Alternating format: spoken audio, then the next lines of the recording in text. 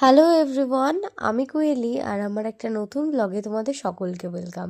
শনিবার দিন সকাল সকাল সব বন্ধুবান্ধবরা মিলে চলে গেছিলাম পল্লা মায়ের মন্দিরে পুজো দিতে।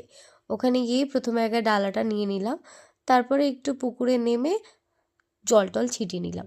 আর সেদিন না মন্দিরে ভীষণ ভিড় হয়েছিল, কারণ সেদিন ফল হারেনি, অমাবস্যা ছিল, তো এই কারণেও ভিড় হয়েছিল।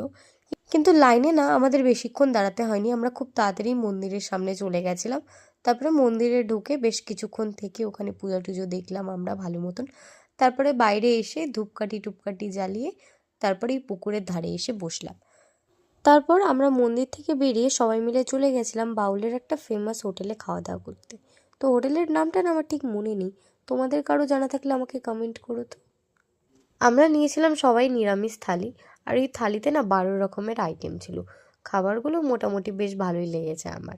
তারপর খাওয়া দাওয়া করে বেরিয়ে বাড়ি আসার জন্য রওনা দিয়ে দিলাম। তো আজকের ব্লগটা এই পর্যন্তই থাকলো, ভালো লাগলে একটা লাইক শেয়ার করে দিও। তোমাদের সাথে দেখা হবে নতুন কোনো ব্লগে। টাটা।